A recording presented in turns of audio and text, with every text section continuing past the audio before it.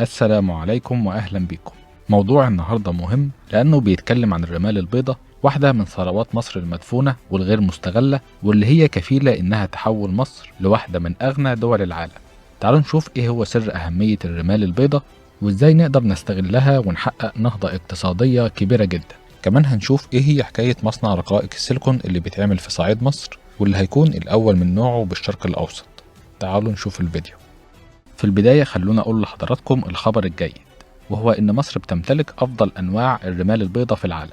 لكن الشيء المؤسف في الخبر إن لحد الآن مصر ما استغلتش كنوز الرمال البيضاء بالشكل الأمثل، وما زال في إهدار كبير بيحصل لثروة طبيعية مهمة جدا. خلونا الأول نعرف إيه هي الرمال البيضاء وأماكن تواجدها وبتستخدم في إيه. الرمال البيضاء هي أغلى أنواع الرمال، موجودة في مناطق كتيرة في صحاري مصر زي سيناء ومنطقة الواحات بالصحراء الغربية.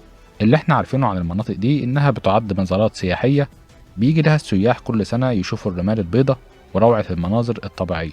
لكن اللي ناس كتير ما تعرفوش إن الرمال البيضاء بتحتوي على كنز مهم جدا، وهو المادة الخام لعنصر السيليكون، واللي بيعد عصب التطور التكنولوجي العالمي والخام الرئيسي في صناعة الخلايا الشمسية والرقائق الإلكترونية، واللي بتعد سبب الطفرة التكنولوجية الكبيرة اللي بنعيشها حاليا. لو بصينا على سبب جودة الرمال البيضاء في مصر هو نقائها، بيرجع لسببين. أول سبب إن نسبة تركيز خام السيليكا فيها بيوصل ل 99.79%. تاني سبب إن نسبة أكسيد الحديد غير المرغوب فيه بتكون قليلة جدا وبتوصل ل1%. عشان كده الرمال البيضاء المصرية بتعد الأجود في العالم. الكنز الطبيعي ده موجود في أكتر من مكان في سيناء والصحراء الغربية، لكن أفضل مكان وأكتر مكان غني بالرمال البيضاء سهلة الاستخراج هو وادي الدخل. الوادي ده موجود جنوب غرب الزعفرانة بالصحراء الشرقية. سبب تميزه إنه بيبلغ سمك الطبقة الرملية فيه 100 متر، وكمان مفيش غطاء صخري، ودي ميزة كبيرة جدا لأن ده بيقلل تكلفة الإنتاج وسهولة استخراج الرمال البيضاء. كمان موجود كميات كبيرة من الرمال البيضاء في وادي قنا وبسمك كبير جدا، بالإضافة لبعض الجبال بشمال سيناء ومنطقة أبو زنيمة وهضبة الجنة بجنوب سيناء، واللي بتتوفر فيها كميات ضخمة من كنوز الرمال البيضاء. فخلينا أقول لحضراتكم احتياطي مصر من الكنز ده بيوصل ل20 مليار طن، متوزع بين صحاري شمال وجنوب سيناء والصحراء الشرقية والصحراء الغربية. تخيلوا حضراتكم لما يكون عندنا كنز بالحجم ده ولحد دلوقتي غير مستغل. الكارثة اللي بتحصل إن مصر بتصدر الطن الخام من الرمال البيضاء بقيمة $40 بس، في حين إن سعر الطن لبعض المنتجات اللي بتدخل في صناعة التكنولوجيا بتوصل ل$100,000. هتقولي الصناعات دي في الوقت الحاضر بتستحوذ عليها دول زي أمريكا والصين وغرب أوروبا. فعلا الكلام ده مظبوط، لكن على الأقل نقدر نستفيد من الرمال البيضاء بشكل أكبر في صناعة الزجاج مثلا اللي بيوصل سعر الطن فيه ل$1000. كمان نقدر نستخرج عنصر السيليكون من الرمال البيضاء عشان يدخل في صناعة الخلايا الشمسية بدل ما احنا بنستوردها. وقتها هيكون سعر الطن الواحد $10,000. الأهم من كل ده إن السيليكون بيدخل في صناعة الرقائق الإلكترونية، واللي بتدخل في صناعات كتيرة زي الكمبيوتر والموبايل ولوحات التحكم الإلكترونية. وقتها هيكون سعر الطن أكتر من $100,000 زي ما قلنا في أول الفيديو.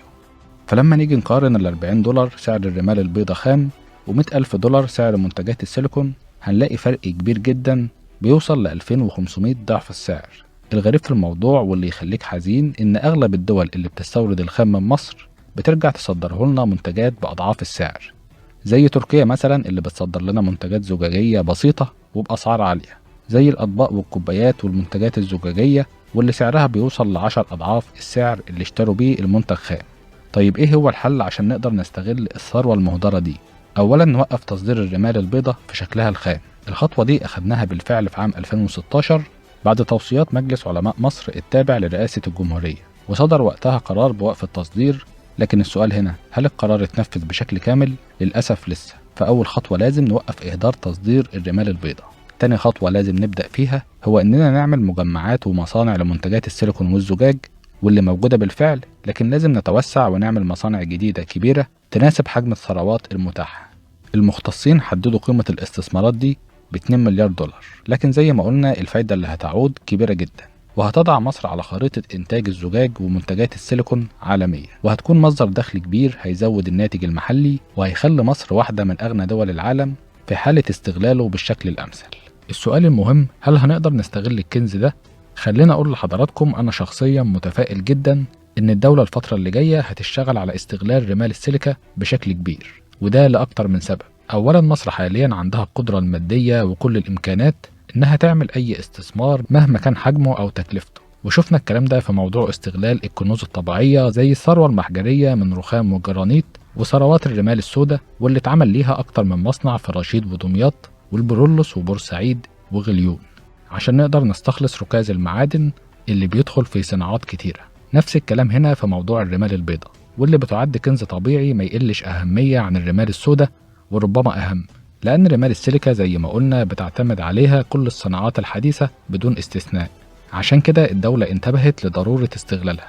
إذا هل نقدر نستغل الرمال البيضاء بشكل أفضل ونعمل استثمارات كبيرة فيها؟ إجابة السؤال أكيد طبعا.